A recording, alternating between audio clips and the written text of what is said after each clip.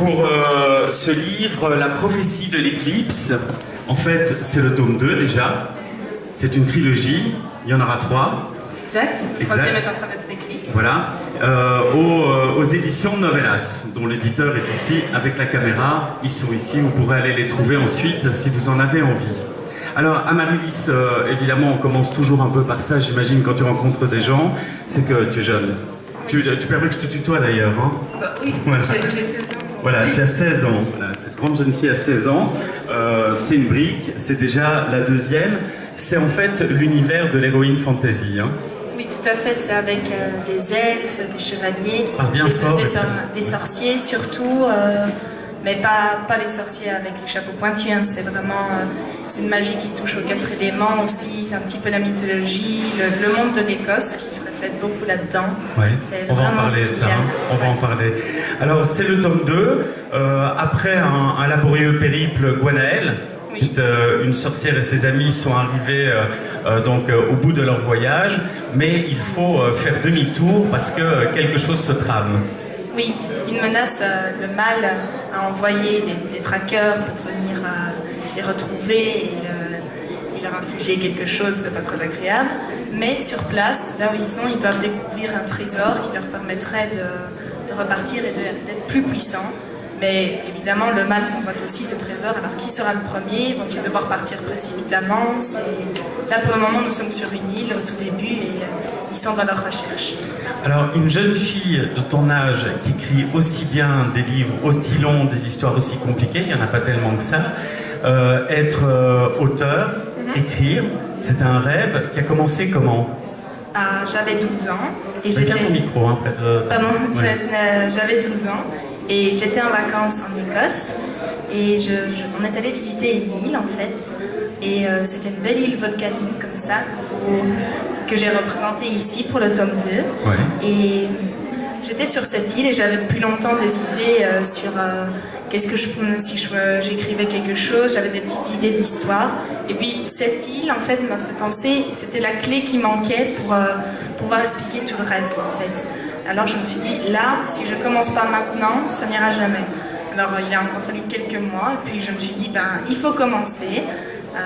Et puis j'ai écrit le premier mot, et puis la suite est venue.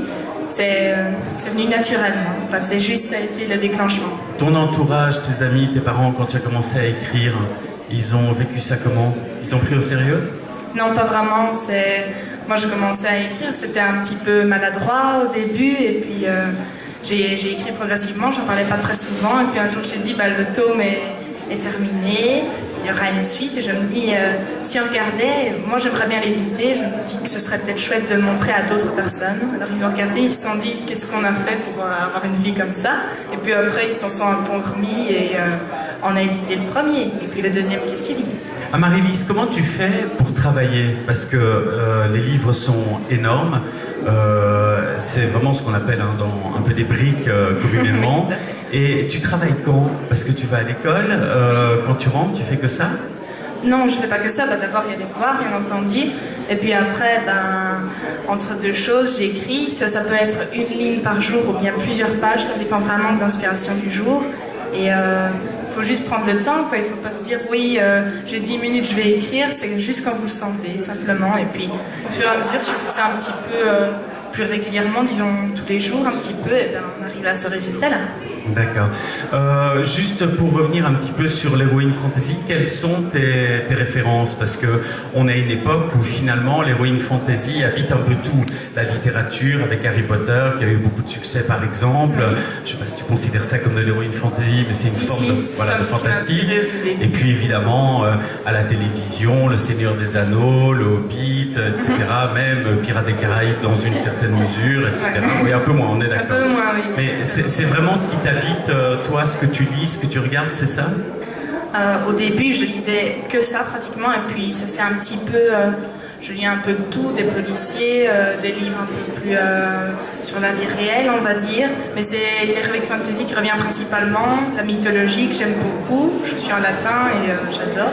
Et puis le monde un peu un peu partout. Tout ce qui touche à la littérature, ça me plaît en fait. Je suis pas une matheuse du tout et je vais pas me reconvertir là-dedans.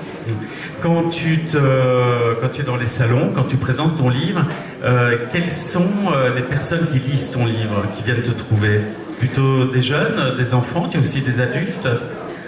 Généralement, ce sont des parents avec leurs enfants ou bien ce sont des adolescents qui viennent.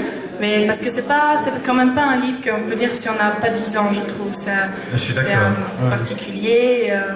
Moi, je dirais les jeunes adultes et puis les gens de mon âge, quand même, c'est le meilleur endroit. Mais c'est généralement des adultes qui viennent me trouver, quand même. D'accord. Il faut dire que c'est toi qui as aussi, tu l'as dit tout à l'heure, dessiné la couverture. Oui. Donc tu fais tout, en fait. Oui, parce que j'avais une idée tellement précise de comment serait le personnage que je voulais pas que...